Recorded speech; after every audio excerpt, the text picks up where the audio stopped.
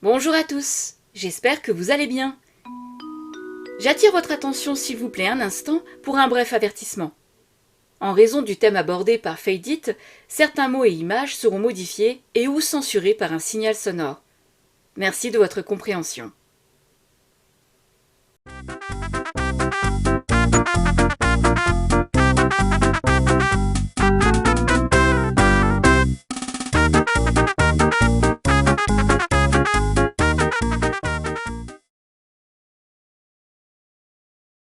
L'écriture du dernier chapitre de notre épopée planétaire vient de commencer.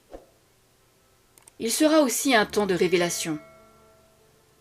Après un très long parcours chaotique, parsemé de souffrances et d'ignorance coupable, l'homme moderne, ainsi que sa terre martyrisée, âgée de 4,5 milliards d'années, vont bientôt achever leur transition programmée vers une dimension supérieure. La 5e dimension. Ce plan est voulu par le grand horloger, créateur de l'univers. Que vous le vouliez ou non, chaque être humain sera concerné. L'Armageddon, cet affrontement final du bien contre le mal, sera le préalable douloureux mais nécessaire à cette évolution. Le mal jette dès à présent toutes ses forces dans la bataille et s'est découvert par la libération criminelle d'un poison à l'échelle planétaire. Un bubule mortel. Ce n'est que le début. L'homme devra encore trembler face à une peur incontrôlée. Le monde va souffrir, mais la lumière l'emportera. Le mal sera anéanti. Mais à quel prix pour chacun d'entre nous? Les anciennes écritures parlent du temps de la récolte. Et tel un grain de sable s'écoulant du goulet d'un sablier, égrénant l'âme de chaque être humain à travers les derniers instants d'un vieux monde qui s'éteint, l'homme se verra placé face à lui-même et à un choix de vie. Avant cet acte final lourd de sens, et comme un dernier avertissement bienveillant, empreint d'un réalisme saisissant, laissez-moi vous offrir ici d'ultimes clés de sagesse et de vérité. Cela sonnera-t-il en vous comme une reconnexion à votre lumière intérieure originelle? Vous seul saurez. C'est ainsi que Fadeit nous invite à prendre connaissance de son dernier livre, Armageddon. Au premier abord, nous pourrions avec un tel résumé prétendre que l'auteur est porté sur la religion et partage sa croyance en un divin. Ce n'est qu'un faux semblant, tout comme le titre de cette vidéo. Toutefois, il va longuement s'attarder dans son ouvrage sur les prémices de cet Armageddon. Il ouvre son premier chapitre avec un discours du président J.F. Kennedy. Aujourd'hui, aucune guerre n'a été déclarée. Et aussi féroce le combat puisse-t-il être, elle pourrait bien ne jamais se déclarer à la façon habituelle. Notre mode de vie est attaqué. Ceux qui se veulent nos ennemis progressent partout dans le monde.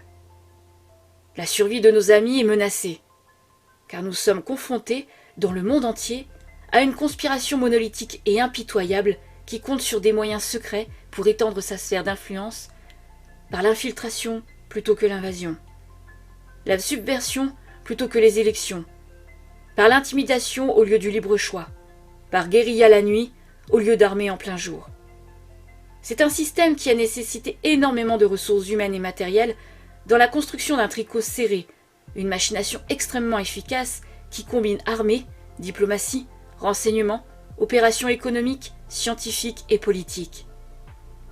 Ces préparatifs sont cachés et non publiés. Ces erreurs sont enterrées, non évoqués. Ces dissidents sont réduits au silence. Aucune dépense n'est mise en question, aucune rumeur n'est imprimée, aucun secret n'est révélé. Le mot secret est inacceptable dans une société libre et ouverte. Et nous sommes, en tant que peuple, intrinsèquement et historiquement opposés aux sociétés secrètes, aux serments secrets, aux réunions secrètes. Le moins que l'on puisse dire, c'est que l'auteur sait choisir ses entrées en matière. Vous pourrez retrouver ce discours du 27 avril 1961 dans son intégralité, que le président a tenu devant l'Association des éditeurs de presse des États-Unis, non travesti par le New York Times ou discrédité par Conspiracy Watch, affiché à l'écran. Il est encore très frais dans nos mémoires de cette période sombre que fut les années 2020-2022, avec toutes les actualités qui nous ont privés de nos libertés, car semble-t-il, la situation l'exigeait. Fedit va retracer les étapes des mars 2020, énumérant systématiquement toutes les absurdités qui ont été faites et dites au travers des médias et de nos politiques. Je vais être très clair, le 1er décembre, les règles de déplacement, l'attestation obligatoire ne changeront pas par rapport à la situation actuelle et nous allons tout faire, s'agissant des déplacements, en train ou pas, pour les vacances de Noël, au fur et à mesure de l'évolution sanitaire, préciser ça aux Français dans des délais qui leur permettront de s'organiser.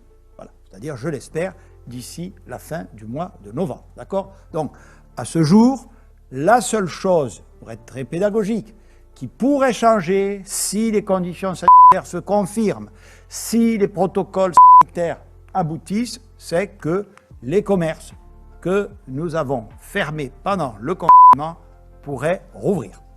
Peut-être que nous étions aveugles. Peut-être en avons-nous trop fait, car l'incertitude était notre ennemi face à ce bubule qui était doté d'une intelligence supérieure à celui de nos scientifiques et médecins. Oui, aucun d'entre nous n'a pu oublier les directives de prendre un café assis, avec l'interdiction d'être debout dans les bars et restaurants. Personne n'a pu oublier de rester à 1 mètre l'un de l'autre, aucun contact physique dans les lieux publics, alors que les clubs échangistes étaient ouverts. Tout et son contraire durant cette période où les directives n'avaient de cesse de passer en boucle sur les chaînes de télévision. Ces images incongrues de musiciens dans une bulle de plastique, ou autres même. Ces personnes qui à la mer portaient le protecteur en tissu. Et je ne sais toujours pas comment on va pouvoir expliquer cela à nos petits-enfants. Toutes ces images incroyables et bien réelles qui auraient pu faire l'amusement d'une émission comme Groland. Satire ou ironie, il n'y avait qu'à choisir. Mais est-ce qu'on avait le choix ?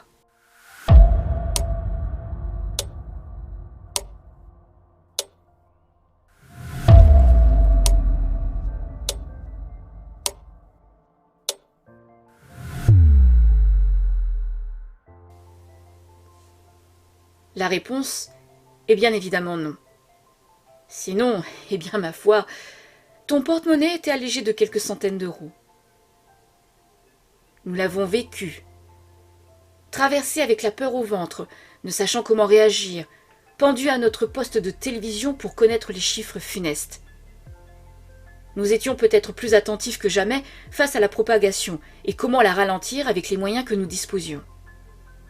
Et pas facile de s'y retrouver avec toutes les contradictions qui étaient dites. C'est Fedit revient sur tout cela.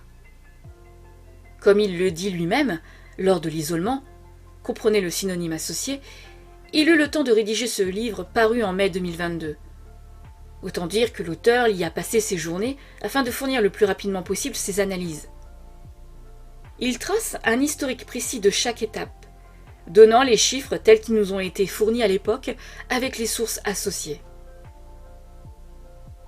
Le bilan du 26 mars, du 27, du 28, du 2 avril jusqu'au 3 mai. Il évoque les chiffres rapportés dans le monde, en France, avec et sans le protocole du professeur Panoramix. Certes, les résultats sont affligeants et ne fut pas mentionné comme tel dans les journaux. Pour cela, il aurait fallu que le citoyen moyen cherche les informations hors des plateaux de télévision et se tourne vers les chercheurs de l'IHU de l'OM, sans le haut, ou se tourner vers les chiffres de santé publique. Mais soyons raisonnables. Qui parmi nous aurait pris le temps d'effectuer ces recherches ? Une poignée d'individus, d'irréductibles complotistes qui n'ont de cesse que de remuer le couteau dans la plaie, pourvu qu'ils aient raison ? Ou le font-ils car ils ont soif de vérité et d'empathie ?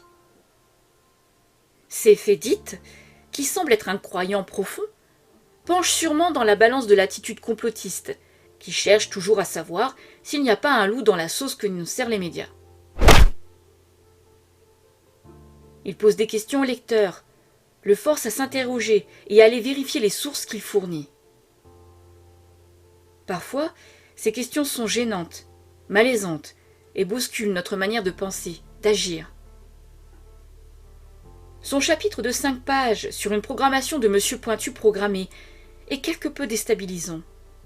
Vous auriez pu, à l'époque, réfuter ses propos sans grande difficulté et trouver une réponse facilement à ce qu'il avançait. Toutefois, nous sommes en 2024 et malheureusement, le temps semble lui avoir donné raison. Oh merde! Oh, c'est con ça! Il dit début mai 2020, je cite, « Du volontariat, on passera alors directement à l'obligation de test et de traçage, acceptée avec bonheur, car synonyme de survie pour l'individu ignorant et désinformé. Il faudra catégoriquement refuser ces tests. » Il explique l'engrenage d'accepter une telle obligation et les conséquences sur le long terme de se plier à cette exigence. Il rajoute également ceci. Oui, mais face à la peur, à l'angoisse, à l'absence de liberté et de treatment, et surtout face à la promesse du retour à votre vie d'avant, qui résistera à Monsieur Pointu qui offrira un cocktail de futur bonheur? Cette partie du livre comporte également ce qu'on appelle l'idée, l'identité numérique. Il y a encore 2 ans, sur les plateaux de télévision, des personnes comme Triste Sir France et Payne qualifiaient cette théorie de théorie complotiste. Complotiste! Hein? Théorie complot! Brûlé! Hein? Sur le bûcher! Complotiste! Hein? Théorie complot! Brûlé! Ouais, sur le bûcher! Seulement voilà, aujourd'hui, c'est une actualité qui se révèle authentique. Vous pourriez être intéressé par l'excellent reportage du Cercle d'Aristote, Les pièges de l'identité numérique, par Philippe Guillemant, paru en 2020. Et l'excellent François Xavier de Draw My Economy, l'État teste la nouvelle carte d'identité numérique. Ceci n'est pas nouveau cependant. La Suède teste la puce AirFit depuis plus de 6 ans. Et force est de constater que les Suédois sont de plus en plus nombreux à se l'implanter dans la main. Son chapitre sur ce qui nous attend semble sortir directement d'un roman de science-fiction. Il n'y a que dans les films que nous pouvons imaginer un tel scénario. Il est drôle qu'il aborde ce chapitre par cette phrase. Au risque de vous surprendre, c'est à partir de maintenant que je vais vous demander de ne pas me croire. N'est-ce pas saugrenu ? Et il est vrai que le lecteur aura du mal à statuer sur ses propos. L'idée d'un combat entre le bien et le mal, le phénomène de galactique extraterrestre et de passage à une 5e dimension serait d'après lui lié. Tout ceci c'est lié, et c'est ce qu'il nomme Armageddon. L'auteur nous invite à se préparer à un combat en une forme d'unité de conscience. Oui, comme moi, vous devez sûrement être perturbé par ce propos. Qu'est-ce que ça veut dire ? Céphédite l'explique ainsi. Nous faisons partie d'un plan cosmique auquel nous prenons tous part dans le cadre d'une expérience que nous avons choisie et qu'il nous a fallu oublier en nous incarnant sur Terre. L'objectif difficile étant de nous rappeler qui nous étions à l'origine afin de pouvoir créer en conscience, individuellement et collectivement, lors de notre parcours terrestre, le meilleur et le plus beau des mondes possibles. Putain, non, ça y est, j'en ai marre. Non, moi je crois qu'il faut que vous arrêtiez d'essayer de dire des trucs. Ça vous fatigue déjà, puis pour les autres, vous vous rendez pas compte de ce que c'est. Moi, quand vous faites ça, ça me fout une angoisse. Je pourrais vous tuer, je crois. De chagrin, hein. Je vous jure, c'est pas bien. Il faut plus que vous parliez avec des gens.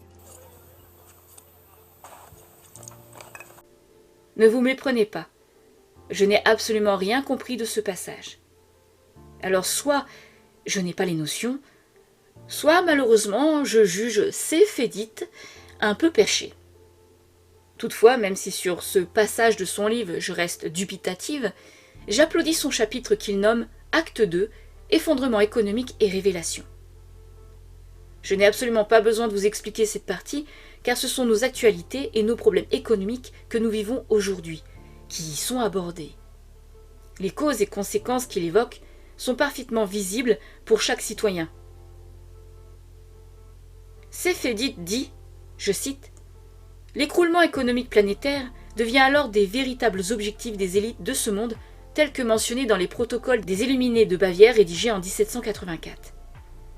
C'est bien ce que les mondialistes nomment ouvertement le Grand Reset. » Il est troublant de constater que de nombreux auteurs reprennent les textes rédigés par les Illuminés de Bavière pour les superposer à ce qu'il se passe dans notre monde de nos jours. Et ce qui est sûrement le plus déstabilisant, c'est que ça se révèle exact.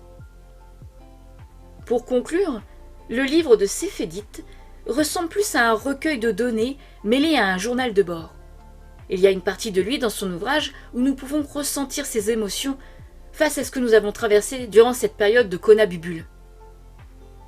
Ses croyances religieuses s'infiltrent dans la science et tentent d'y trouver un lien, ce qui pour nous lecteurs peut nous poser quelques problèmes de compréhension. Il achève son ouvrage avec une annexe fort intéressante, l'incendie de Notre-Dame de Paris. Je vous laisserai le soin de le découvrir par vous-même, ce qu'il aborde de manière sourcée et particulièrement pertinente.